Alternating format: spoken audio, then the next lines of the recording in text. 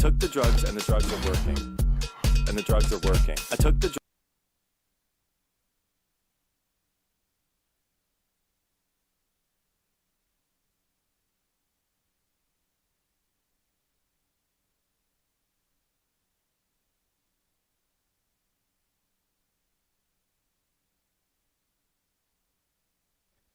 Another assassination attempt on former President Donald Trump. This is absolutely crazy. This is where we're at. I was hanging out at the mall when I got word that there were shots fired at Trump's golf course while he was golfing.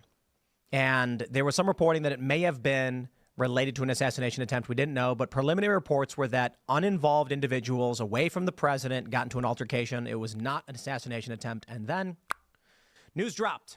In fact, it was a man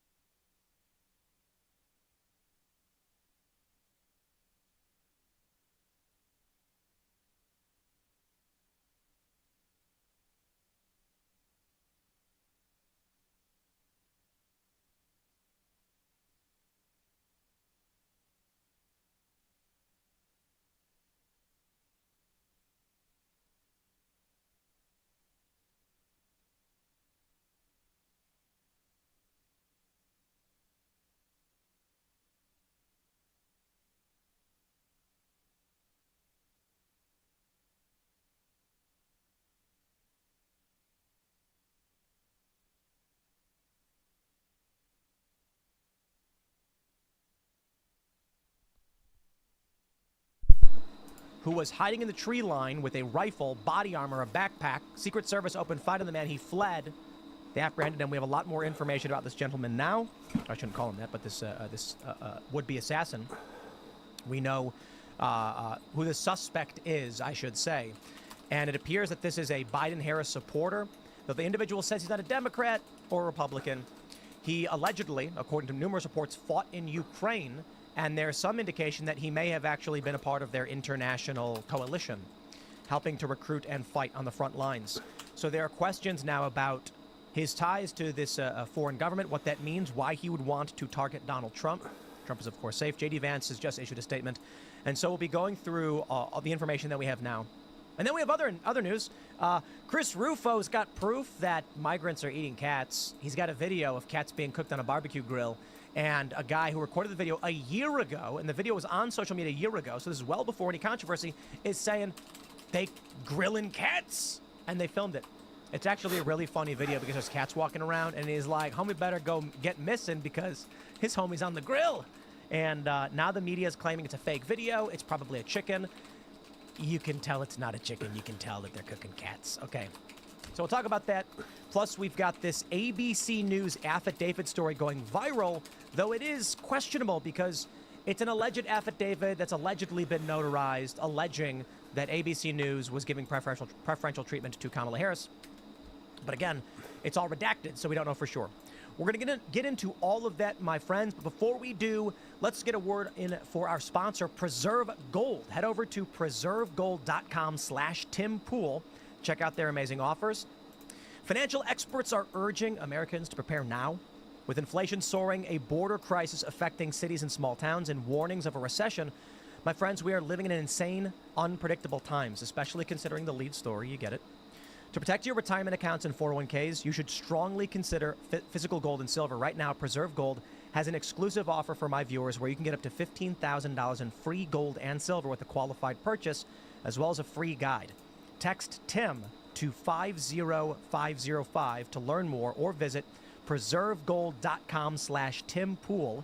Preserve Gold has hundreds of 5-star reviews, millions of dollars in trusted transactions, and happy clients. And I'm always talking about some kind of preparation and being prepared. I do think gold is pretty dang good and important. And I want to give a special thank you to Preserve Gold for sponsoring the show and helping us keep this show going. Also, head over to castbrew.com. Make sure to pick up your coffee because you need coffee. I need my coffee in the morning. Every morning, I do a double shot of Appalachian Nights.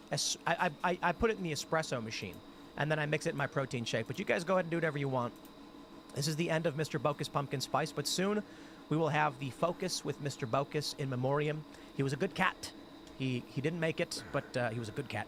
And of course, always become a member by going to timcast.com and clicking Join Us, ladies and gentlemen. We are getting closer to the election. We have only 50 or so days until the most consequential election of our lifetime. And I know everyone says that every election, but I think you realize, considering this is the second time someone has tried to take the life of Donald Trump, it certainly is the case that this is the most consequential election. And we need your support. This show is only possible because you guys are members. And I really do mean that. So if you think we do a good job, if you want this show to continue challenging fake news and calling out the hypocrites, the liars, then go to timcast.com now, click Join Us, sign up for $10 a month so we can keep doing this. We appreciate your support. But don't forget to also smash that like button right now on YouTube. Subscribe to this channel. Share the show. Sharing really does help. If every single person who watched this show right now shared it, we'd be bigger than CNN. Actually, I think we are actually bigger than CNN. But Fox News, they're pretty big. So thank you all so much for hanging out. Joining us tonight to talk about this and everything else is Kingsley Wilson. Hi guys, I'm Kingsley Wilson. I am a Trump campaign alum. I currently do digital media at the Center for Renewing America, and I would be remiss if I didn't mention my organization just dropped a documentary today all about lawfare. You can go to thejeffclarkstory.com for more. But apart from that, happy to be with you guys tonight. Hey, what's up? It's Raymond here.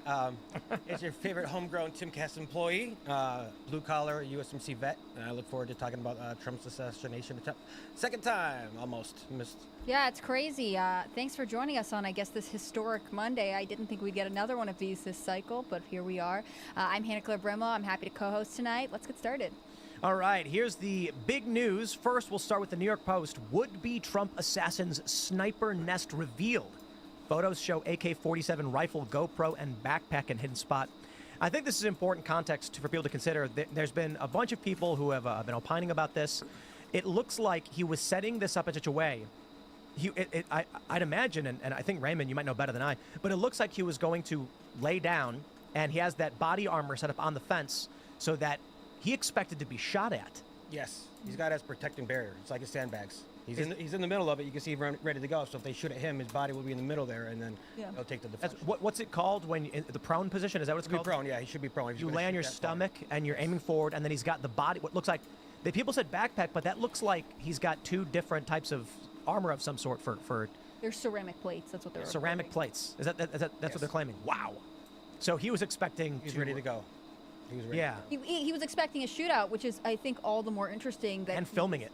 Right. He was prepared to, I think, sort of become famous. And, you know, he did, he escaped from the scene and he had his car with a stolen plate on it. But apparently between the time the Bolo report went out, it was like 15 minutes when he was nabbed on Interstate 95. So it's interesting because there is a level of, like, to me, what says narcissism with the camera, but also preparedness. This is something that he was obviously thinking was high stakes. He wasn't just wandering onto the golf course. He came prepared. There are other reports that he had been there for like 12 hours. Yeah, we have that story actually too. He had been waiting outside Trump's golf course for nearly 12 hours. But how did he know Trump was going to be there? Here's the scary thing, because if that's true that he was waiting there, that means that it was just he was waiting for any kind of opportunity. A Sunday. But this means he and others may be waiting in other areas where Trump is not, hoping they see him. And this was just the one location Trump went to. We also got lucky that there was an eyewitness that seen him run out of the bushes. They took a picture of him, took a picture of his plates. They gave the plates number to the police, and they were able to catch him down the road. If there was not someone there to take that picture to let the police know, then he might have gotten away. So the suspect, his name is Ryan Routh. I think that's how they're pronouncing it. He says in this book where he was talking about the assassination of Trump, which is creepy, that he's not a Democrat or Republican, but I just want to point this out. Daily Mail says a neighbor described the registered Democrat as unusual and was not shocked to learn that guns were involved. There's a Biden-Harris sticker on what they say is his vehicle, and they say he was a registered Democrat. And he's apparently donated over, I think it's something like 19 times to Democrat causes. I mean, he can say whatever he wants, but his actions are pretty clear in which direction he was leaning. I think it's interesting that he could have been there for 12 hours. One of the other reports I was reading was saying, there's a chance that even though this guy is apparently from Hawaii, that he had tried to get onto the golf course before just to see what security is like. So even though we're hearing from Secret Service that this was sort of an off-schedule event, there wasn't a formal plan for Trump to be there. It was sort of maybe a last minute. They came up with a security I'm sure they have security protocol in place for him golfing. He golfs all the time. But it is interesting that somehow he would either get information that this was happening so last minute, or somehow have been in the know enough to just be laying there and wait and get lucky. Yeah, and apart from the donations too, before obviously social media websites scrubbed his accounts, people were, screenshotting. He was rabid, Trump derangement syndrome, supported BLM, the whole 9 yards. So, I mean, this guy was not a conservative by any stretch of the imagination. We do have a quick fact check. I should say, maybe that's not the right way to phrase it, but Destin Kelly in the Super Chat saying it's not an AK, it's an SKS rifle. I'm not surprised the media got it wrong. So I will trust a random man super chatting into this show as a viewer who I believe this person is more correct, has a higher probability of being correct than the corporate press. Well, especially the New York Post. If you remember, in the aftermath of the breaking news that this was happening, the New York Post reported that it was actually just two people firing at each other, had nothing to do with Trump, wasn't an assassination attempt. Of course, that turned out to be fake news. So don't trust the New York Post. It was two people firing each other. It was just a Secret Service agent firing at a gunman who was. Well, he didn't fire back though. He didn't fire back. Yeah, so the initial reports were that he fired, they fired back. Now they're reporting he did not fire, they fired on him, he fled. crazy. Great, yeah. Now, a lot of people are ragging on the Secret Service. I want to praise and commend them. I'm hearing people be like, how did this guy even get close enough to where the president was? Because it's a golf course. There's people all over the place. And he's walking on a private road where people are. The Secret Service scouted ahead in advance. That's what they should be doing. They caught him. They saw him. And they opened fire on him. I mean, sounds like the Secret Service actually did their job. I don't want to say went above and beyond. Above and beyond would be they'd find him before he got to the perimeter. But doing their job is at scouting out in advance. Trump was 300 to 500 yards away with various shaped terrain blocking him. There was no line of sight at any point. I think Secret Service did a good job on this, and a suspect was apprehended. We believe this is the guy. This is definitely better than Butler, right? I mean, Trump was shot in Butler, Pennsylvania, so Secret Service has certainly improved in this case. And again, maybe in that sense, it's because Trump golfs all the time, and they have a tried and true protocol that basically they have to practice every time he takes the golf course. You know, I'm kind of on the fence. I mean, I'm grateful that President Trump's okay. I think it's great that the Secret Service was able to intervene before any shots were fired. I feel like we are 2 months out from Butler, Pennsylvania, and the rally there and the shooting there. It seems weird to me that no one would be checking the perimeter. You think right now, in particular, you know, the protocol would be even more intense than it normally is, even though this is sort of home turf for Trump. And you got Biden doing that interview saying, like, so glad the president's okay. Secret Service needs more resources. I mean, is this really a resource question that even when security is supposed to be heightened right now during this election, after the first assassination attempt, there's still not enough there to secure the president? There is so much here to break down. It's crazy. And so I always try to pace things out into segments so we can get to everything, but there's just too much in this story. Take a look at this from Raheem Kassam.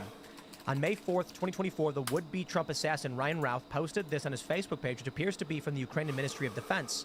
I asked ChatGPT to translate it, and so it looks like we have this document, and it is official documentation of presumably this guy, maybe not, maybe someone else that's redacted, joining up as part of the military service in Ukraine as part of Unit A7788. Now, maybe it's not him. Semaphore had interviewed this guy, I believe, a year ago, and he claimed to have meetings with the Ukrainian Defense Ministry, as well as to be involved in the International Volunteer Coalition. I believe they said the IVC has enlisted on their website. This raises some very serious questions. I've talked about it quite a bit. I don't have it pulled up. I'm going to pull it up now because I pull this story up all the time. Maybe this story's fake. Politico says Ukrainian efforts to sabotage Trump backfire. This is January 11th, 2017. You've seen me bring the story up a lot. They've never retracted this. They've never issued a retraction on this story. That means Politico, on the record, 7.5 years ago, said Ukrainian government officials tried to help Hillary Clinton and undermine Trump. So I got a question. This guy has known ties to Ukraine. Now, Ukraine's saying, oh, you don't know what you're talking about. He, according to various reports, was fighting in Ukraine. We don't know if it was officially with the government. There are these documents. He's allegedly, in his own words, according to Semaphore, was recruiting international volunteers to go fight in Ukraine.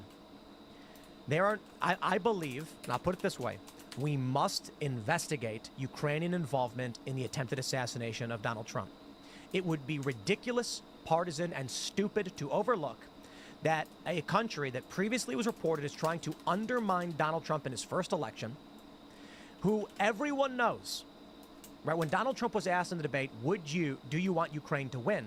He didn't say yes. He said, I want the killing to stop, which means there's going to be a negotiation. And Ukraine's attitude is, the Democrats win this, we get $100 billion more. They will keep paying us because they want us to go after, they want us to hinder and harm Russia or whatever the reason is. Trump gets in. He negotiates a begrudging settlement. So Ukraine has a real reason to not want Trump to get elected. And then one of the international coalition organizer guys, whatever, who may be involved, I don't know, comes to, Florida. Apparently his last residence is Hawaii, and is setting up an attempt on Trump's life. Now, it may just be he acted completely of his own volition. What I'm saying is not that I think or know that he was ordered or in any way working with or anyone from the Ukrainian government was involved. I'm saying this is enough for any reasonable person to say, let's ask that question. Our investigation should take us there, and we should get official statements and documentation as to who he is and what he did. However, to be fair, anybody working any kind of intelligence, be it as crappy as Ukraine or as good as the U.S., there's not going to be a paper trail. Well, word on the street is I heard a report that he didn't have a job all those years. So how is he going from Florida to North Carolina to Ukraine and not what I say Florida, Hawaii and back? If you don't have a job, how you get back and forth across the world? He did say he made $3,000 a month. But that's still not enough. I don't think to get plane tickets left and right. And also on the super chatter, the SKS is manufactured primarily in the Soviet Union, so it is from that area of the world. Interesting.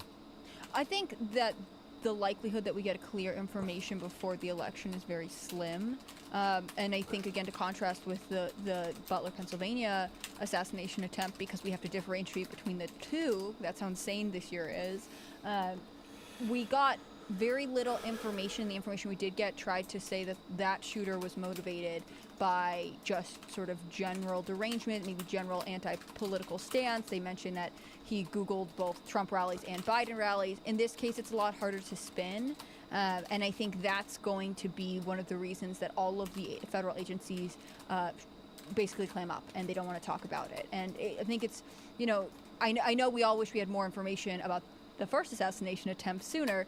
I think there are members of Congress who are trying really hard to get it out, but when you are working against a sort of corrupt state that doesn't either want to admit failure or knows that they in some way are complicit in the lack of security around President Trump, it makes it unlikely that the voters will have formal clarification. Now, on the other hand, with the Biden-Harris sticker on his Trump, I'm sure voters feel pretty clearly about what is going on here, which is why you see Trump and Vance, I think kind of accurately directing a lot of attention to both the media and Kamala Harris herself with the language that's been used surrounding the campaign.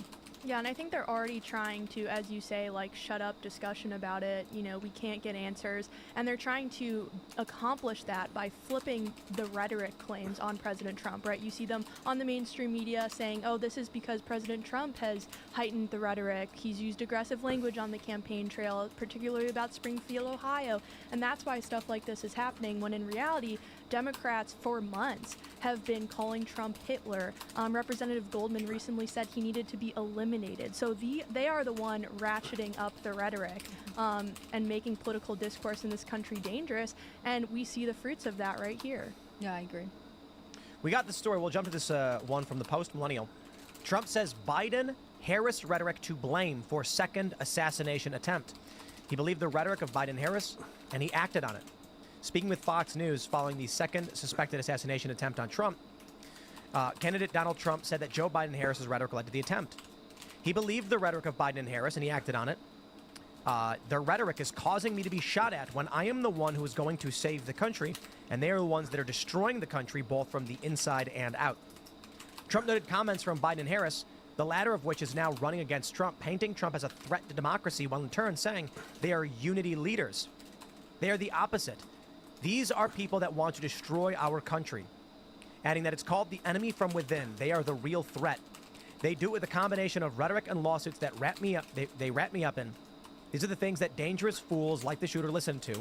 This is the rhetoric they listen to, and the same with the first one. Now, Donald Trump has published a list that he shows of all of these statements, and we'll go through them. The first thing I want to say is 1 hour after reporting dropped that there was a shooting at the golf course where Trump was. And within this time frame, we're learning that this may have been an assassination attempt. Hakeem Jeffries says Trump's 2025 plan, it's going to ban abortion. We must stop them. And what I've said is, a lot of people have said, oh, you can't do, oh, man, what's wrong with you? He's allowed to say that tweet. I just feel like it's bad to say that tweet right after, within an hour of someone trying to shoot at the former president. Whether it was scheduled or not, you take a look at all of the videos that are coming out now, and even after this, I think it was NBC News that changed the subject and said Trump and Vance are pushing conspiracy theories against immigrants. But they say, just moments after the assassination attempt, Trump's rhetoric and blah, blah, blah, as if to imply or to segue, yeah, Trump is bad, but what about, or the assassination attempt is bad, but what about this?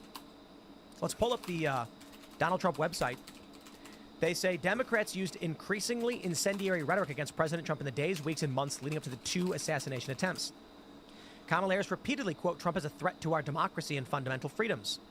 She says, it's on us to recognize the threat Trump poses. Does one of us have to come out alive? Ha ha ha.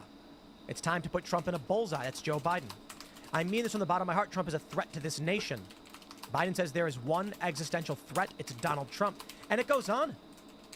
Tim Waltz, are Republicans a threat to democracy? Yes. Are they going to put people's lives in danger? Yes. Gwen Waltz, bye-bye, Donald Trump. That one I don't think is all that big a deal, though. Come on. Steve Cohen, Trump is an enemy of the United States. That is a bold, bold statement. Maxine Waters, are Trump supporters preparing for a civil war against us? That one's not the same as saying Trump is an existential threat like we have from Debbie Wasserman Schultz. But look at all of this. The threat is not over. Trump is an existential threat. You can't have all of these politicians and personalities coming out on TV and screaming. Like Rachel Maddow is really nuts. She's nuts. Stacey Plassick, Trump needs to be shot. Oh, she's Wait, the what? worst. You see that one? Holy crap. That's crazy. What? That should be at the top. Yeah, seriously. And this is from June 2023. Oh my gosh. Democrat Stacey Plaskett says Trump needs to be shot in TV stumble over alleged mishandling of classified documents. Yeah, I've seen this clip actually. She corrects herself by going, stopped.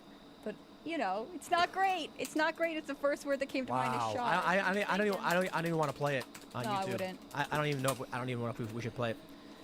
So, Like, what do they expect? Wow. Like, they're like the cult delusional mass formation psychosis side, and they say all these terrible things against one man for the last 8 years, 12 years. And what do they expect? Peace, calm from their crazy followers? and then when the assassination attempt happens, they mock it. Vindman's wife. Yeah. What did you say? Something like all ears are safe, carry on, or whatever? Yeah. They lose their minds over Laura Loomer posting what I would just call crude jokes or spicy tweets, depending on who you are.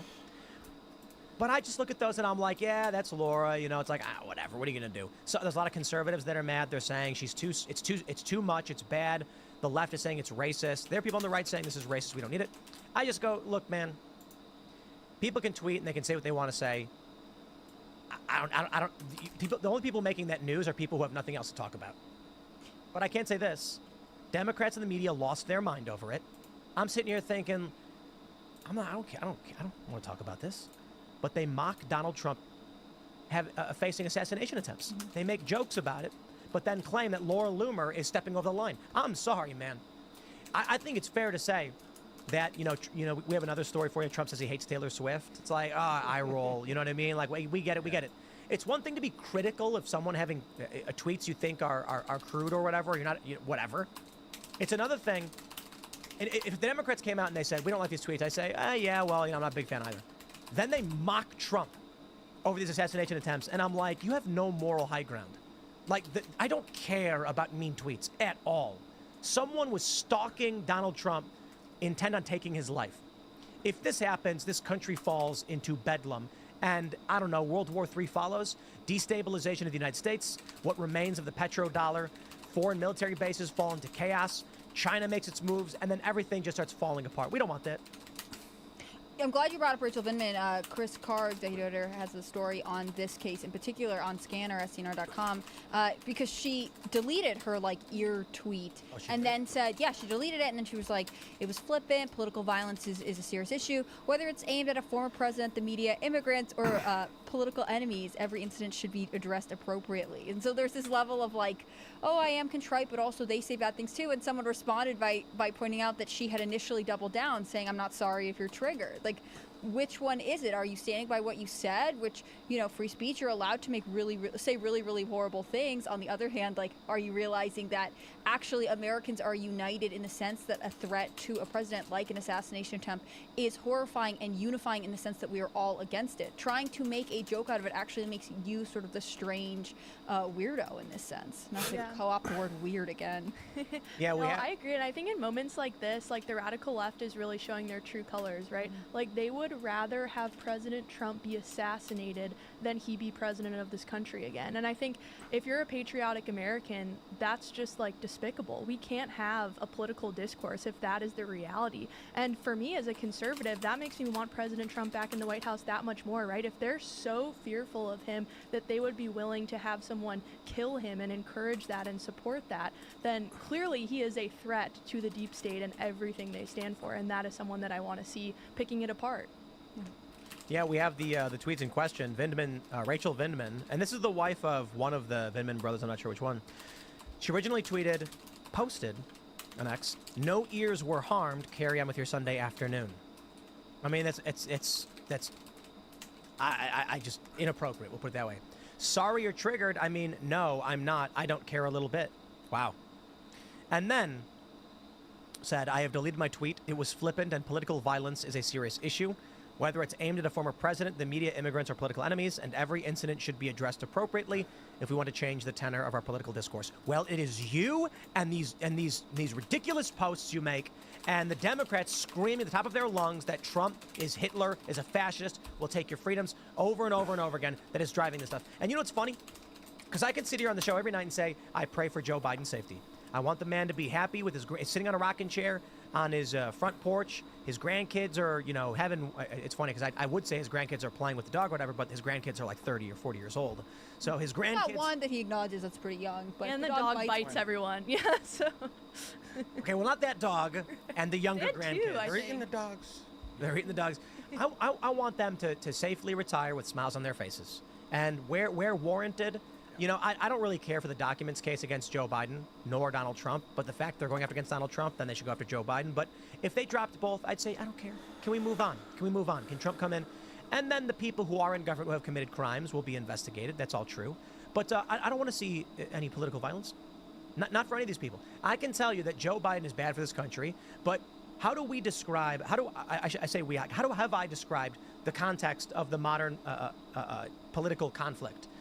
The machine state, the uniparty, wants to maintain the petrodollar, and Donald Trump wants to secure our borders and bring jobs that can boost the American economy.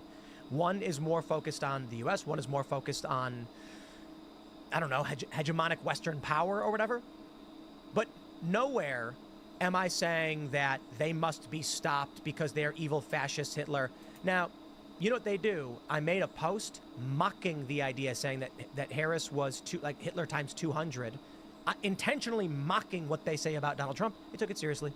Yeah. Really? They took it seriously, ran articles about it. Tim Pool claims count. It's just, you know what, man? What we want is everyone to chill. The problem is, when we had the Summer of Love riots, when we get far left extremists at these universities, Democrats are deferential. They let them do whatever they want. It's only when it's the most extreme do they come out and go, oh yeah, I guess this one was a bad one. Well, and even now, maybe there will be more charges that come out or are announced, but right now this guy's just being charged with gun-related crimes, which is crazy because he should be charged with, terrorism at the very least. Like, that's what they charged the January 6th protesters with. It's absolutely crazy to see them just announce only those charges right now, and I think the American people don't have confidence in the DOJ to carry this out even-handedly. Right, especially since one of his two previous convictions was for possession of a weapon of mass destruction or something, right? Right, yeah. So this guy is obviously someone who has posed a threat to society at large. So even if Trump wasn't on the golf course, I think there is a level of, do you think he was just hanging out to attack anybody who walked by? That seems like a threat, possible domestic terrorism to me.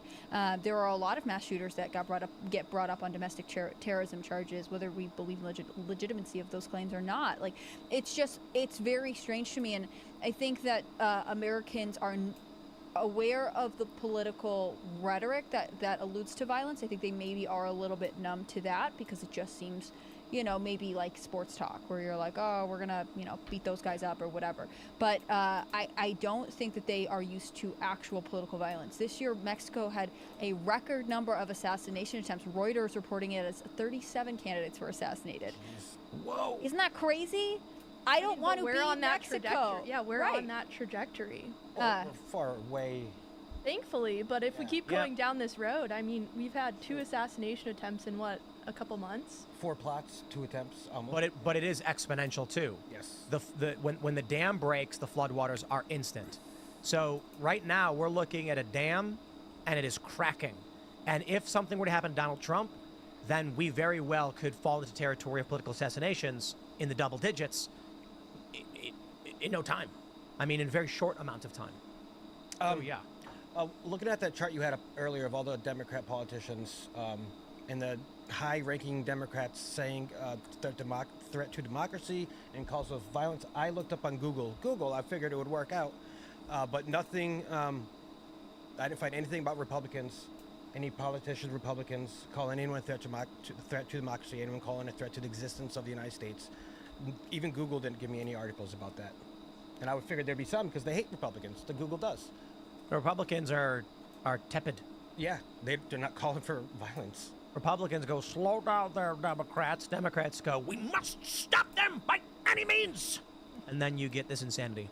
This guy went to great lengths to and fortunately the Secret Service stopped him, but I can't, it's hard to believe we're here, I felt like his son's interview was sort of the best capture of a sentiment of, not every Democrat in America, but definitely a certain portion of people who are rabidly anti-Trump. His son did this interview with the Daily Mail. He's spoken to a couple outlets, and he said, which I understood, this is shocking to me. My father was always a good man and hardworking, like stuff you expect the person who is shocked by their family member's actions to say. And then he said, but of course my father hates Trump, as every logical person does, every reasonable person does. So what you're saying is like he's a great guy, but also it's completely reasonable to hate Donald Trump. I actually think that's a little deranged. I understand not liking politicians. I understand not wanting to vote for them. Yep. But you hate someone so much because it's reasonable. That seems illogical to me. So let's jump to this tweet from Benny Johnson, bringing up a report from CNN. Former FBI counterterrorism expert says he thinks the assassination attempt by Ryan Routh was likely politically motivated and was probably influenced by diatribes comparing Trump to Hitler. This is on CNN, ladies and gentlemen. Let's play the clip. What does the fact that he wanted to survive say to you? It says that he's not suicidal, apparently. He wasn't going to take his own life if he was almost being captured. Clearly, we saw that he was captured without that. And it tells me that he's probably much more politically motivated. The last shooter in Pennsylvania, I don't want to say his name because I don't want to promote him in any way, but he was clearly a guy that was looking for the notoriety of taking that shot. I would think we're going to find that this guy's extremely politically motivated and that he probably was spurred on by much of the political diatribes that are going on these days, talking about Trump, equating him to Hitler and things like that. So I don't think this is the last we'll see of crazies out there trying to do this. Yeah. That is a bold report to come from CNN. When CNN is running a guy saying, yeah, when they compare Trump to Hitler, that's what causes this, and we are likely to see it again, things are getting hot. We also had that Secret Service agent after the first assassination attempt. Technically, the first one was in 2015, when a guy tried grabbing a gun from a cop and was stopped. So, we called this one the second, but only because we didn't call the first one an assassination attempt because nothing really happened. After a bullet hits Trump in the ear, now we're saying it is. This happens. Secret Service agent wrote an email. He said, this will happen again, and we all know it. And then it did. Yeah. Which again raises the question of Biden's responses. Well, Secret Service needs more resources. Did you only give them half the resources they needed before? Or like, why are we in a position where the answer is we need to direct more funding to Secret Service, who I'm not even sure is totally forgiven from the last time this happened, which by the way was 2 months ago. It seems like there's a broken system afoot, and I also think that there's a level of like we just have to face the music here. We have a section of our political class that does not take accountability for their actions, and even though they're going to present themselves as the unity candidates that we're here for everybody, they are going to continue to attack over and over again. It makes me think of Hillary Clinton and the baskets of deplorables, right? She is simultaneously saying Trump is the worst guy ever, this whatever, and she's also attacking anybody who supports him. There is a level of like cognitive dissonance there, where you're saying I am the best choice because I'll unite the country. Also, I pretty much hate all of you. Like Biden, he's the unifier. He's a great unifier. But then, half of the MAGA Republicans are extremists. So, and his speech is beautiful "I wipe my butt" speech. And then there's the conundrum of Donald Trump saying they call themselves the unity ticket, but they're destroying this country. There is no off-ramp. As Phil Labonte likes to say, we're past the off-ramp. And I was asking people this morning, everyone seems to agree that how could this possibly turn around? And I'll put it this way. There not being an off-ramp means, in my opinion, we are not going to come to the point where we sit down with Democrats and say, well, that was pretty wild, let's calm down. But there is still an optimistic approach to what actually ends up happening, and that is, should Donald Trump win and we get legitimate DOJ actions, criminals get arrested, Trump brings on great people like RFK Jr., Tulsi Gabbard, moderates who can help, but also some strong conservatives and anti-war types, libertarians. I think there's a strong possibility that while we will face some kind of strife from far-left riots and extremists, it won't be civil war, it won't be bedlam, it won't be the collapse of this country. It'll just be tumult, hard times, followed by good times. Pessimistic? I don't know, the West Coast secedes from the Union? Who knows? Trump wins, and then the Democrats just say, we out? Well, I think Trump has to win, right? Like, this is really a do-or-die election because for President Trump, like, it's either the White House or the jailhouse. Like, he is going to die in prison with all of the charges that Democrats are levying against him if he does not win in November. So I think conservatives see something like that, and it does really feel like it's now or never. Like, this is truly the most important election of our lifetime. So winning is a must. We cannot afford to lose. Like, you think the political discourse is bad and filled with violence now. I mean, imagine if President Trump is spending the rest of his years on this earth rotting in a cell. It is going to get 10 times worse. And I think Americans will feel unsafe because it's like if they can go after Trump, they'll go after me. We have a statement Donald Trump gave. Quote, all of a sudden we heard shots being fired in the air. And this is breaking right now. And I guess probably 4 or 5, and it sounded like bullets. Secret Service knew immediately it was bullets, and they grabbed me. We got into the carts, and we moved along pretty good. I was with an agent, and the agent did a fantastic job. There was no question that we were off that course. I also heard reports they tackled him. Yeah, I saw that. Which he said after Butler, PA, really hurts. I can he imagine. made a joke. Joe Biden couldn't have handled Like that. 78, Yikes. I think he said his shoes flew off because it was He did. such You an can impact. see him. You can see Yeah. him. This time or in Butler? I know in Butler, because like Butler, he was like, let me get my shoes. Let me get my shoes. There's something so funny about that. That's crazy. Yeah. They jumped on top of him, and wow. So I heard shots being fired, all of a sudden fired in there. So he's basically the Secret Service fired at the dude. Yep. Can they just fire at people because they see a weapon? They must have seen a guy holding a rifle in a prone position, and they went, Let's go weapon! now. Well, I mean, if Don't want to you're- wait. If I mean, you're- I know, but cops are different. I guess Secret Service is different than cops. Cops probably. I would think. I think it's I don't similar know. protocol. I'm pretty sure if you're any law enforcement and someone's pointing a rifle at you, you are allowed to defend yourself. Yeah, yes.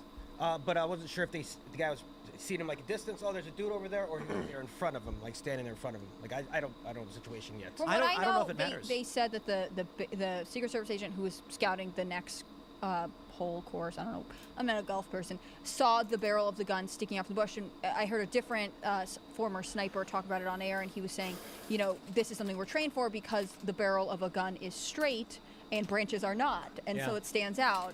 So it's not that he was like Wow. under fire himself, it's just that he knows what he's looking at. I don't think it matters if someone is pointing directly at you, if they have a gun aimed and ready in any direction. First of all, if you're a cop and someone's pointing directly away from you, but it's toward the vicinity of people, Oh yeah. cops are gonna stop that guy. If you're on a golf course and there is a rifle sticking out, if you're standing here and it's pointing, past you, you're still within a line of threat where the guy could aim at you, and that person clearly holding a rifle through the fence in the shrubs is intending on killing someone. So I think it's safe to assume you could be the target as a law enforcement officer, probably who was going for Donald Trump. I can only imagine they saw that, and then immediately, as soon as they saw it, they probably opened fire. Yeah. I mean, that's a rifle ready to go. And you see like the two little things right there. Like why does he have these things in front of him protecting him? It looks like he's like he's ready to go. I think it's gonna get crazier. How many more? We'll how have many? a third? 50 days. I mean, we are 50 days today. It is 50. Today, yeah. Holy crap! We're so close. It's crazy. I think for election night we're gonna do the show from a special It's supposed to be a special event at a very large location in Wyoming. Just far, far away from everything. And to have somebody walk the perimeters and let us know what's going on. Yeah. Maybe it's actually a bad idea to go to the middle of nowhere, especially that close to Washington and Oregon. Especially since our major airport is in Washington, D.C. I feel like that would make it difficult to get back. No, there's Baltimore. Yes, great. Baltimore. Better. Hooray! You can fly in the Harrisburg from Atlanta and drive down 2 hours. Anyways, we'll Yeah. figure out our There you go. election day plans. There If are there's a airports. bunker, if there Pittsburgh's 2 hours away. There's little small ones. West Virginia is actually such a great spot because we're like 2 hours from Pittsburgh. We're an hour from Baltimore, an hour from D.C., 2 hours from, we say Harrisburg? Harrisburg's 2 hours. Philly's like 4, I think. Richmond's 4. 3. Yeah. It's a good So spot. it's, if we were like in the horse and buggy days, you're talking a couple days travel, I guess. That'd be rough. But so many things were worse than the horse and buggy days for that reason. Thank God for 60. I don't know. Was it or was it a lot better? It's like, would you be willing to accept like a lack of antiseptics, sorry, but if it meant that you didn't have the crackpot social media and you could mostly just live your life in peace and It's not hard. be bothered? I think about this so regularly, I can't even tell you. So, like electricity, huge fan, love that stuff. On the other hand, Like having AC. great. Having a strong social, a strong sense of culture and social cohesion with an understanding of a shared value system, then that's pretty nice, man. I know. Is it worth electricity? Maybe. Like, I would love to live in a world where we have both, but apparently I can't. No, it's not. It's hard to You think it's not worth electricity? I don't know. I mean, there was a period where we had both. I like know. I refrigerators. would like to go back to that That would time. be nice. They're like go wrong with the 1899. fridge, you know? Women couldn't vote. Oh, there we go. No, I'm just kidding. The thing is, if we had a strong culture and a strong set of shared values, then I think there are a lot of things that we look at now as like threats, like we're going to take the rights from women away. But if we were in a society where women felt like they were represented through their husbands, or they felt like their needs matters and were being looked after, then maybe it wouldn't be that big a deal, right? Like, the idea that you are under threat makes people say, oh, well, I have to have a seat at the table, I have to have representation. And I understand that impulse. On the other hand, if we had a strong culture, if we had high trust in our neighbors and our institutions, then we wouldn't have the same fears and anxieties that we have now. It's very deep. Anyways, I think that should be your poll question: electricity or social cohesion? Which one would you want? I'll do it right now. It's not so much the electricity thing for me. It's I stubbed my toe and I've got an infection. I'm going to die and there's nothing I can do about it. It's kind of wild to, I was watching like I think it was Outer Limits, actually. It wasn't a Civil War movie. 2 guys get transported back in time to the Civil War. And then some dude gets shot in the leg and they're like, gotta cut his whole leg off. Because they didn't know how to just like sterilize. They just didn't, it's funny to me because like, I don't know, maybe I'm wrong, but can't you just pour whiskey on it or something? Wouldn't that clean it out? But Alcohol helps. They didn't wash their hands. Yeah. They didn't wash their hands. A lot of people And so- don't do it nowadays. That's true. That's You ever gross. see those? I mean, they're fake, but like historical recreations where like, we gotta set this guy's bones. Somebody pour a bunch of whiskey in his mouth because that's their only painkiller. Like, can you imagine? I would never make it. I would just be dead. That's Like, there's painkiller. nothing I can do. It works. You'd become an alcoholic. So. I mean, does it work fast enough if there's something in a show? I digress. There's all kinds of things that I am grateful for in modern life. On the other hand, it does seem like some of these things seem to have been given at a price of losing a sense of who we are that creates a sense of safety and a sense of a roadmap forward, so to speak. It's industrialization. We're anti-factory. Industrialization, the mass. Well, it was like, there's a society where you had a homestead and your life was just like your grandparents' life. You tended to the cows, you bred the cows, you bred the chickens, and I don't know, once every other week or maybe once a month you'd go to town to pick up some supplies and check your mail. And that was it. Then you'd go home, you wake up, you tend to the animals, you hang out, you talk and play music with your friends and your family. Then you go to bed, you wake up, cows, pigs, chickens. Then industrialization happens, and now it's just no one knows what they're doing or what their purpose is. Life is changing too rapidly. People are going insane because of it. It's, shared culture comes largely from having to live the same way as everybody else, waking up, tending to the animals, and going to bed. Now, I don't know, people don't even have real jobs. Women are just doing OnlyFans. It's the we industrialize everything, mass produce everything, overproduce everything. Now we have morbidly obese homeless people. Well, dude, like 40% of our nation are obese, and that's insane. That could be low. It could be higher than 40. And, that's And just chronic diseases at like crazy. all-time highs, despite modern medicine Yep. and everything that's supposed to make us healthier. Everyone's on drugs. It's insane. Yeah, man. Well, Social it's cohesion. time. It's time to jump to the harsh realities of this world, and we have this from Christopher Rufo, the cat eaters of Ohio. The establishment media calls it a racist myth, but is it? The answer is no. It's not a racist myth. It's not racist that another culture eats cats. I want to make sure, as we have video proof of people eating cats, migrants in Ohio. They're not in Springfield, they're in Dayton, but it's very close. I want to make sure we stress this to the media. It is not racist to say that someone from another country eats cat, okay? It's the stupidest thing. Look, it's racist to say that. Why? Some countries eat certain animals, some other countries don't eat other animals. Some countries are more likely to eat snake. It's not racist. It's just a different culture that eats cats. And we don't eat cats here because cats are pets.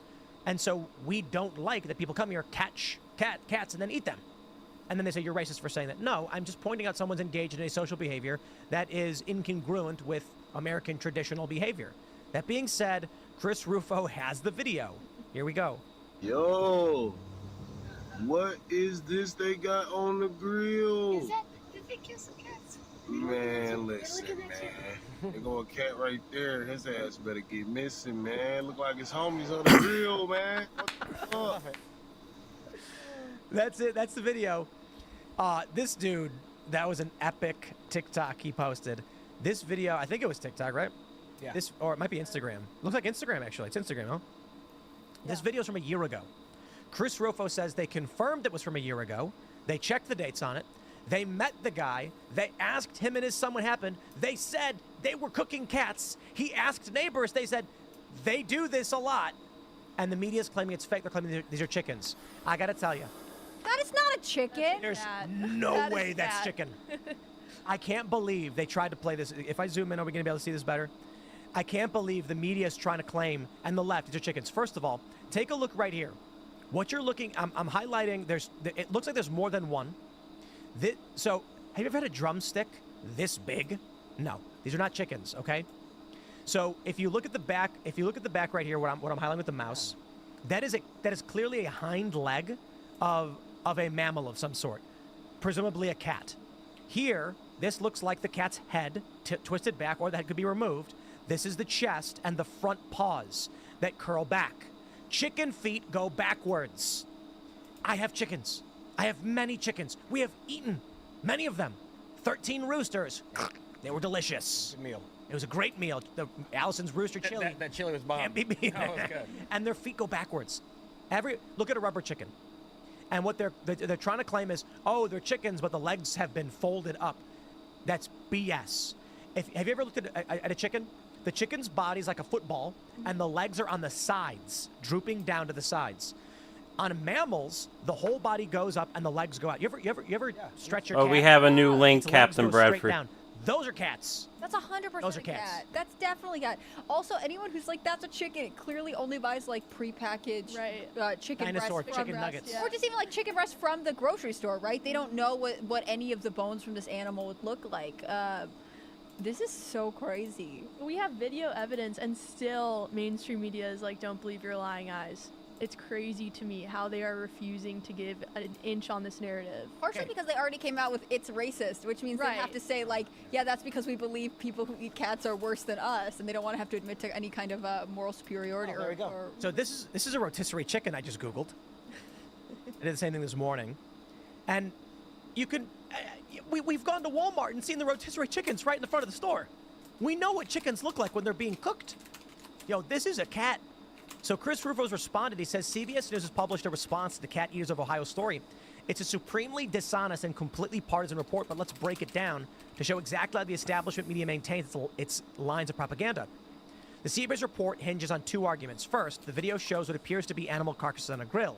The man filming the footage alleges without evidence that they are cats. He goes, without evidence, the eyewitness directly observed the incident and took a video recording of it, both of which are firsthand evidence. Also, play that again. Another cat walks through. You can see how similar the body shapes are. That's a good call.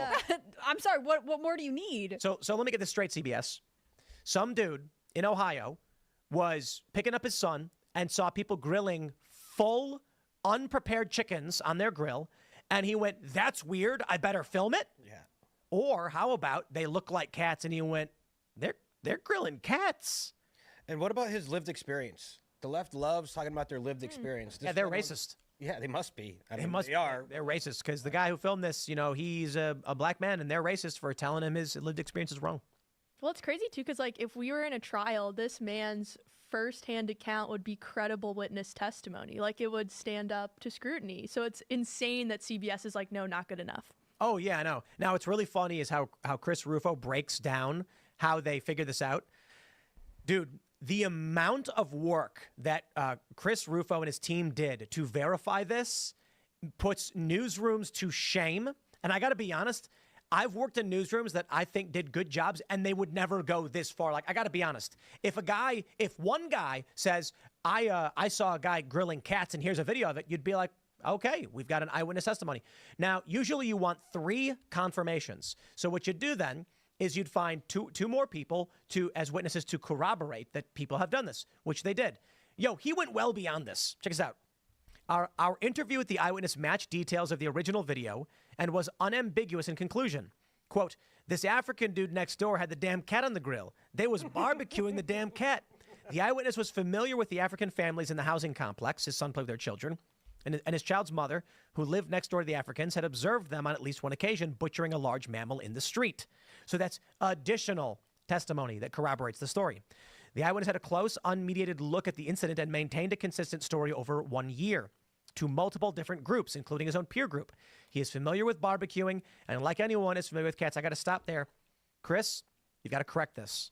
Grilling and barbecuing are 2 different things, okay? They're 2 different things. Barbecuing is when you put the meat in and you close it. It goes for like 14 hours. You get it good. You get the sauce, whatever. Grilling, that's what we're talking about, grilling. Anyway, the source of his initial shock was the animal on the grill was not a chicken, burger, hot dog, or other usual fare. Again, he witnessed the incident firsthand, recorded a video, and maintained a consistent story over a year. So they did field interviews, speaking with over a half a dozen people in the housing complex who confirmed the details. All of the residents of the complex were migrants from Africa, most commonly the Congo. They were familiar with the eyewitness, his child's mother, his son. They told us another African family that recently moved out of one of the units. They owned and used a blue grill. The father would go out with a knife and gather meat. There were stray cats breeding on the property, and some residents wanted to get rid of them. We also made the following direct observations on the scene. We matched the visuals of the video to the location. We found an abandoned grill that matched the make, model, and color in the video and the description in the interviews. We noticed there were at least 10 cats on the property, which appeared to be strays and were very comfortable with residents coming onto porches and milling about. So Those cats are dumb if they're comfortable there. Right. So any journalist in New York, I tell you, they don't do any of this, as CBS proves. They'd make a phone call, get a source, and then instead of doing the work, they would say, one source says. There you go. Story's done. Yeah. Title, Donald Trump does backflip. Sources claim. Instead of actually looking to whether he did, they'll just, hey, a guy said it, so it must be true. Not only, but he went on to interview a chicken farmer. Oh. I mean, you didn't need to do that, Chris, but I appreciate that you did. He did, though. CBS is like, no, fake. You don't know what a chicken's this. shaped like. A bird wouldn't be able to rest upside down like that. Its heavy legs would cause it to flop to one side or the other, or the legs would just drop down to either side. There's no way for a bird to naturally sit that way. They're bottom-heavy creatures. The first one said, the most obvious evidence is the claws in the grill are facing the wrong way for it to be an avian creature. Size-wise, the only poultry the claws could be credibly compared to is a Cornish game hen or something small, but the carcasses are much larger than that. Literally any poultry farmer or butcher would tell you that's not a chicken or a waterfowl. Dude, I am but a humble Chicken City proprietor. And I looked at that and I was like, the claws are going down like cat paws. Mm-hmm. Maybe it's not a cat. I don't know, but it's certainly not a chicken. It's a cat. It's a cat. It's a cat. They're eating the cats. Not the dogs, though. Not the dogs, though. He interviewed a surgeon with practical experience with animals who explained the proportion of the animal, particularly the ilium to scapula distance, resembles a mammal, more specifically a cat, rather than a chicken. Look at these. Look at the quotes he got. Wow. He got a chicken farmer and a veterinary surgeon to comment on the story. And CBS is like, we didn't send any reporters. We talked to no one. But we read a tweet that said it was a chicken. That's news to us. When sent this, they're now like, la, la, la, la, we can't hear you. That's very in-depth. Wild. I mean, great for him, though, because this is such a big story, especially since Trump mentioned it during the debate. And I think this is something that will actually... There's a chance we see more reports like this coming from other places than Springfield. I know Andrew Torba of Gab was posting today that there's a town in Pennsylvania that has several busloads of what appear to be migrants arriving pretty regularly. And I think that it's something that people probably talk about amongst their neighbors, but also don't, because of the fear of being called racist, don't talk about very openly. I wonder how many years you could go back and find kind of videos like this from other people on social media. Right, and even just a few months ago, I think there was that swan that was killed in upstate New York by illegals. So yeah, this kind of stuff has been happening, but the mainstream media obviously isn't reporting on it. We got to issue a correction on that. We don't know that they were illegal immigrants who did that. The Biden-Harris administration are bringing these people in under special visas and programs. And so it's worse in many ways. These are people who are, let me put it this way, because I'm going to be very careful for all of our good friends in the media. I'm pro-immigration. It's got to be done legally, like Trump said, legally. He says, everybody come here, but you got to come legally. You got to come through the border. You got to fill out the paperwork. And I'll tell you why. Dumping 15,000 people in one small area hurts everyone, including the migrants. Sweden learned this lesson. You can't just tell people, here you go, have fun. You need to space them out into various areas so they can learn to adapt and survive in a totally different culture. What happens when you don't do that, and you dump 15,000 people in one small town of 59,000, is they say, time to go get meat, pull out their knife and go walk around the neighborhood looking for meat. To be fair, this story is about people from the Congo, not Haiti. Okay, so these are migrants in a large migrant community. My understanding is that in this area of Dayton, it's largely people who move here and choose to live next to people who speak their language and share their culture. And then when someone says, there are too many cats, we got to do something about it, he says, we could eat cat. Mm-hmm. Now, I want to stress, I actually don't care if they want to eat cat. I'm not going to go and demand Donald Trump invade Vietnam to stop the dog eating. I think it's bad. I don't like it. There are a lot of animals I enjoy eating. And some of them I consider myself good friends with. Chickens, they're my buddies, and I will eat them. Some of them have names. They get to live. And they will make more of themselves, and then the ones we don't care for, we eat. Okay? But if in Haiti they eat cats, I'm not going to cry about it. I don't care. Meat's meat. Dude, if the world is ending and I'm starving, I'm going to eat every bug I find, so long as it doesn't kill me, okay? Roly-polies, can you eat those? I don't know. They say they're in the same family as like lobster or something. Fine. I'm eating food. In this instance, we are not starving. We have morbidly obese, homeless people. This is people who live in an area who do not want to see cats killed and eaten, would probably want to rescue these cats, and I'm pretty sure this is illegal animal cruelty because our laws protect dogs and cats. This is a culture shock to Americans who are seeing wave after wave of migrants being brought in under special programs without proper education or integration. And that is bad for the migrants and the Americans. And you know what really bothers me about this? When we say they're eating the dogs, they're eating the cats, what Democrats hear is, you're racist. What I hear is, can we help these people? They want food. Why are we literally here? Why are Democrats tolerating that African migrants are forced to walk around their streets with a knife hunting stray cats because they can't get food? Okay, this I do not accept. I say Democrats are racist because if I see an American poor person grilling a cat, I say, you need some help. You need help? Wow. Can I get you a cheeseburger? Like, we are America. We have food here. Instead, they say, no, you're racist. So I think there's an element of that, but I also think like so many of these immigrants, legal or not, are being given immense benefits, right? They're being given food stamps, free food in many instances, free healthcare, housing, whatever it is. So I think a lot of them, frankly, aren't starving. A lot of them aren't even working. This is just culturally something that they do and that they've carried over into the United States. And I think it's totally fair for us as American citizens to say not all cultures are equal. I recognize that some cultures don't assimilate well into my culture, and I don't want more of those people here. And I think that's what the people in Springfield, Ohio are trying to get across to these Democrat politicians that just keep slandering them as racists and bigots, etc. They are telling their elected representatives, we're having real issues with, there's been car crashes, there's been increases in disease, there's been obviously the cats situation, there's been reports of, geese missing from the parks. This is a city or a town that is in crisis. And I think really the onus is on the elected representatives who are supposed to be working on the behalf of these townspeople to ensure that their communities are safe from this kind of stuff, and they just have no interest in that. Right. I think part of the question is this someone who is starving and desperate? I don't necessarily think so. I think it's maybe a question of like, if you had apple trees on your land, you would pick the apples, right? If you see a source of protein wandering around that apparently nobody wants there, you might say, okay, I'm just going to take it and eat it because this is something I do, in my culture. I'm aware of how to, prepare this animal, whatever it is.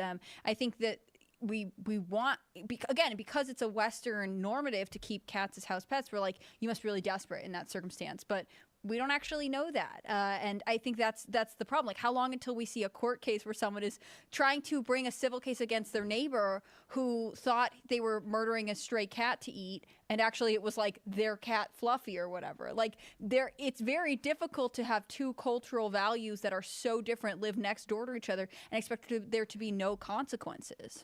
Go on. Just on the cat issue, the crashing and hurting people is terrible, but every year by the ASPCA, about 500,000 cats are euthanized. So we have to spend money on all that, putting them down, housing them. Instead, we can maybe, So Layman is pro cat barbecue. But what it's called grilling, by the way. I learned that today. But what are they doing when they euthanize these cats? Maybe there's a compromise that's more efficient. Yeah. Maybe instead of just the cats at the kill shelter being put down, we set up a place for people who have that cultural value and want to eat the cats. And that's kind of assimilation in a way. I don't want to live in a country like that. I really don't. I don't want to live in a country where people are eating cats and eating things that Americans for, millennia have considered like pets. And a part of your household, not millennia, centuries, have considered a part of the household. I think that, like, American culture, whether it's dogs, cats, horses, we've always considered certain animals truly a part of the household and a part of the family. So I think that's just, like, ingrained into our cultural fabric. And I don't know if you can just get rid of it.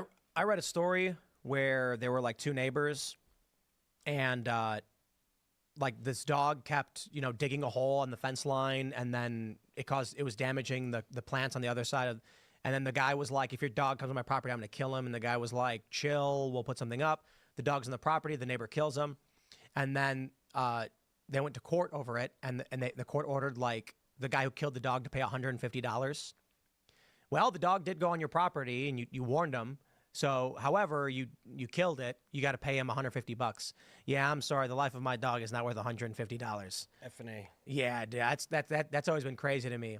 Like, a dog is not a human, right? So I'm not gonna suggest that the penalties are the same thing, but I mean, you kill my dog. We're talking.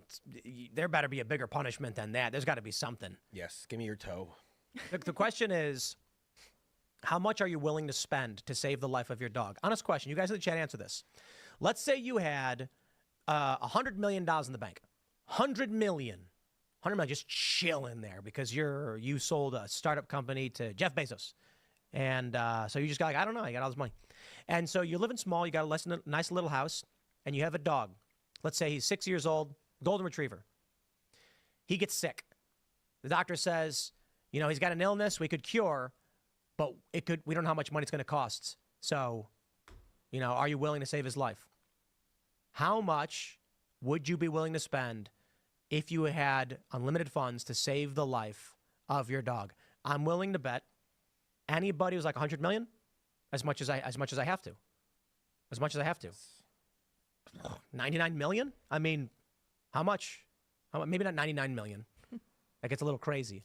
But, you know, some people might say millions of dollars. When Mr. Bokus got sick, I think we spent like 15 or 20 grand on these insane medical treatments to like stem cell therapies. And we kept him alive for a year longer than he would have normally made it. And he was chilling. You know, he pissed everywhere. So that was kind of annoying, but you know, we loved him. And we spent what we could.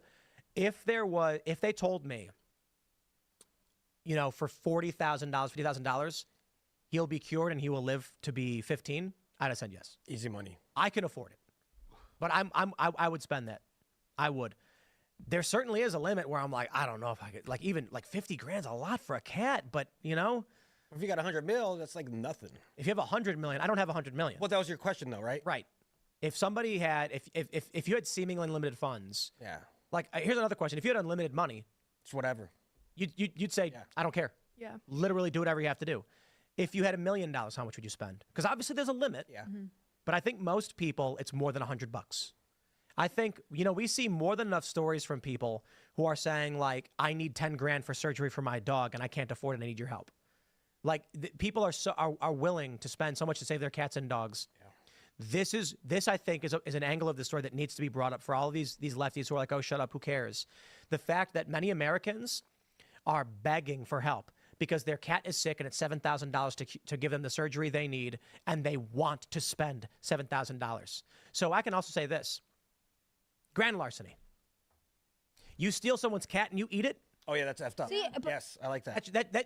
The value of a cat, here's the way I see it. If you're gonna go buy a dog, like you're going to like a pound or whatever, and you're gonna buy a dog, I don't know, and they say this one's a special dog, it's $500. The dog is not worth $500. I'd say there should be a law that says something like after 6 months, the dog's value goes minimum 10 grand as an emotionally attached creature in your family. I like it. Because then you get into more serious charges. You know, there are people who kidnap dogs. Yeah. What they do is they killed that. They shot that lady, that singer lady's Lady dog Gaga's walk. dog. Yeah. That's right. Yeah. Well, they kidnap the dog, hold it hostage, and then say if we recognize that people are willing to spend 10 grand to rescue their dog from kidnappers, we got to recognize that there's a reason why people are upset about cat eating. For sure. I got my cat from the woods for free, and I think I've already spent $10,000. No, I'm just kidding. But no, I think that there is an emotional attachment. Like, this is a value that I like, and probably other Western countries have it for sure, but America has a pet insurance industry. Like, you can buy health insurance for your pet now because people are expected to give them a certain amount of care. And in part, we kind of touched on this earlier, that's a modern convenience because medicine and our understanding of pets, our resources have grown. We can have a luxury of having like pet health insurance. But I think it's not like when you're saying, oh, well, like the ones that could euthanize could just get eaten instead. I sort of think like, I don't like this value at all because we look at them differently. Ideally, we'd live in a world where like we are able to find a way around euthanizing cats because there would be a way of managing their population better. Maybe, I don't know what it would be, but it seems weird to be like, you could either die or die by being eaten. Like the worst. So I guess all of the childless cat ladies should vote for Trump. That's why I said they're eating the dogs, they're eating the cats.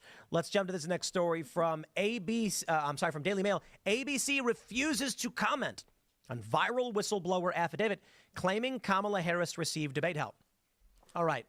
They say the unverified document said to be a sworn affidavit signed by Notary Public on September 9th has sparked controversy as it has spread online. I got to be honest.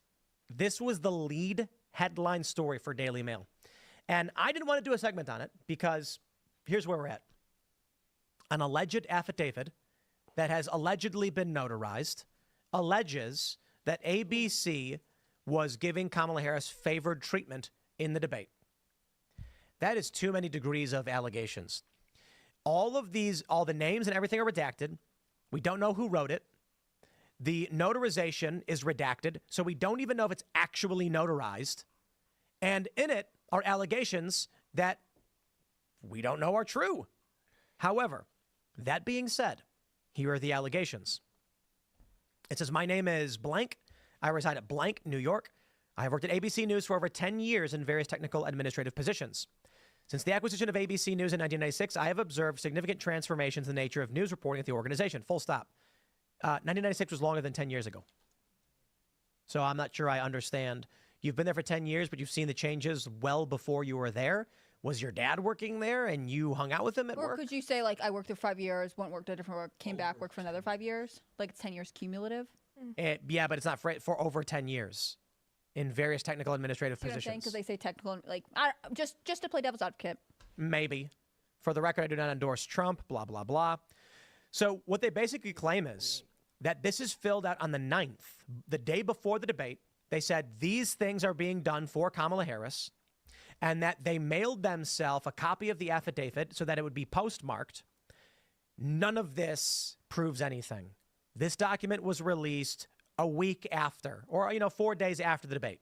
So we don't know that it was actually signed or dated on the 9th. It claims it was. We don't know who the notary is. And I got to tell you guys, this trope of I mailed myself a copy is not legally admissible, and it proves nothing. I'll just tell you, okay? You get an envelope, right? You take any kind of steamer, and you can just steam the envelope open. Take out whatever you want, put whatever you want in, and then close it right back up. And it's postmarked. It doesn't mean anything. But considering we know that ABC News was extremely biased and biased in these ways, I'm wondering what you guys think about this. I do know that Lindsay Davis did admit that, not about this specifically, but kind of this plays into the part of it, that she did admit that they were planning on fact-checking Trump because of the previous debate with Trump and Biden. Like, that was their plan ahead of time. Kamala Harris at the debate said there are no soldiers in any active combat zone, and they said nothing to her. Yeah. And that's just like, dude, you want to talk about, call it a lie, call it being wrong, but it is so shockingly wrong and obviously wrong. They could have just been like, Madam Vice President, that if I were the moderator, and this is why I'll never be a moderator for a debate, I would have been like, Madam Vice President, that statement was so shockingly ignorant. It alarms me to have to say this to you, but we have many, many troops in combat zones. In fact, just recently, 3 were injured. I mean, we have troops in Iraq. We have troops in Syria. This has all been major news. It is ongoing. And for you to have said that, I am alarmed at the either ignorance or incompetence of you in such a position. Anyway.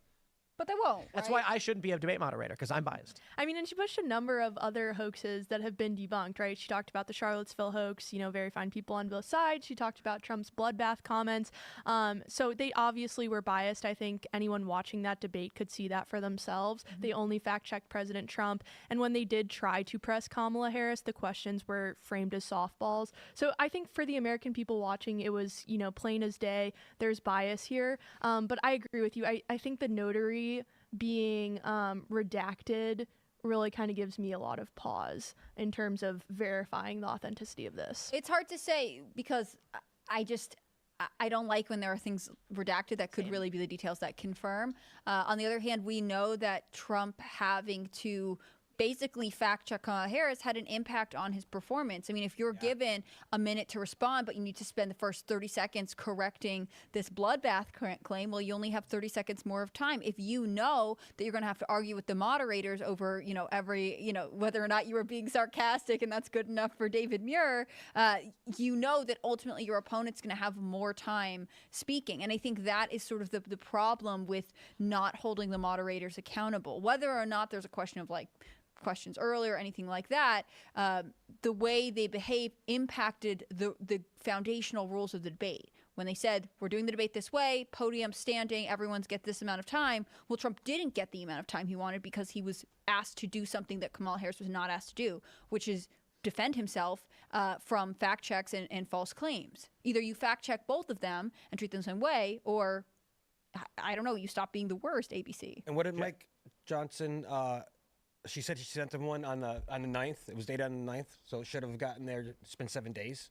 Wouldn't he let us know by now? Like, hey, I did get that letter from ABC.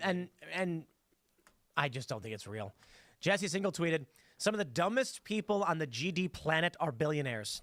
And he posted Bill Ackman saying, "If indeed this turns out to be true, which is looking increasingly likely, consider the character of the presidential candidate that would cheat in a debate." Blah, blah, blah. So here's the affidavit. Here's the notary. It's, okay, look. I'm sorry. Notarization doesn't always require a seal. doesn't always require, but you guys have gotten notarizations, right? Yes. And they seal. They take the seal and they press the paper to show the official seal. It's not a requirement necessarily, but, or I should say it's not a requirement everywhere. But there's no seal on this, despite the fact the signature looks written in pen. But the notary public is redacted. Why would you redact the notary? Well, we're worried about the notary's safety. Well, then you've published nothing. It's really blank. It's just a bunch of words with no foundation. Who's the person? I should make an affidavit. You know what I'm going to do? It. I'm going to write one up, and then I'm going to redact everything, and it's going to be an affidavit that Donald Trump landed a backflip in front of me. Oh. I'm going to say I watched him do it on a Sunday. I was at the White House. And Won't say when. I won't say when. Redacted. Where? Notarized verification. Then I'll sign it, and then I'll cover it up. And then I'll be like, look, it proves it. It proves that it's looking increasingly likely that Donald Trump did a backflip. Look, let's be real. ABC News was biased. We all know it. We don't need this affidavit to prove anything. However, that being said, I mean, we're not talking about the moon being made of cheese. It is entirely possible the affidavit is real. Just, I don't know. I think why people are considering that it might be authentic too is not just that, the moderators were biased. Of course they were. But Kamala Harris gave very scripted, kind of canned responses. I remember when I was watching the debate, I was even wondering, did she get these beforehand? Because it was almost as if she was just reading lines that she had rehearsed over and over again. And maybe she just prepped really well. But it had me wondering. But regardless of whether they gave the questions, we all know what the questions are generally going to be. So likely she does debate prep and they say, immigration is a big topic, abortion's a big topic, and here are the bullet points of what you got to say. And of course, for Kamala Harris, the bullet points were all like insult Trump, Trump, and then Trump got mad at being insulted. And she's from middle class. She grew up middle class. That's right. Let's not forget that, folks. And her first answer was just garbled nonsense. I mean, most of them were, let's be real. Yeah. But I think to your point, she did seem... And again, maybe she got the questions. Maybe she's just well rehearsed because she would hear one buzzword and know she had to give this answer, right? I felt like you could see it in her body language. She had prepared on how to stand, and it was the moments that she seemed caught off guard, like when she had to stand there and look at Donald Trump. I felt like no one had coached her on what to do. That's why she couldn't figure out if she should have her hand up or if she should laugh or she had no idea what to do. The other time that I felt like she looked sort of flustered was there was that moment when they brought up like Mr. Trump. You've said that she's Indian, she's black, and he's like, whatever she wants to be is fine by me. And they turned to Kamala Harris and they're like, do you want to address that? And that's the time when she looked the farthest down at the podium and was sort of like, well, he's just a bad guy. Like she seemed the most uncomfortable then, which made me also think that was one of the questions that caught her off guard. Maybe she wasn't prepped well enough for it. Maybe they weren't expecting the conversation to go that way, and so she just figured she could get by without addressing it. I don't know. I assume she would have had a nice little zinger for that one because it was in the news media for so long. Yeah, so this is fake until we get evidence. until we get evidence of it not being. So they're saying because it's notarized, it's authentic. Like the notary. It's not any notarized though. That's what I don't get though. Like you could go to a notary public and be like, "Hey, could you notarize this for me?" And they're like, "This is a Word document from your computer." I'm sure I could notarize it, but like. No, that's fine. So. No, you need a witness too. Yep, you need a witness. Yeah. That's right. And so I've recently gotten some things notarized because we do standard business stuff and legal documents, and then when we're filling out like tax forms and stuff, you got to get a notarization. So we'll go to like the library. Yeah. Or they've got people can get notary. Little small shops in their house, they have them all the time. And then a lady sits down, and then she's like, "And who's going to be the witness?" And so there's the person signing, and then the witness, and then they have a little seal, and they put it over the paper, and they go, and they press it, and then it puts the seal in it, and then there you go. So you could notarize whatever you want. But that's what I'm saying. Like that's a good idea. The notary doesn't have to know what this is. She can just notarize it and be like, no. sure. We should like get the stupidest thing notarized.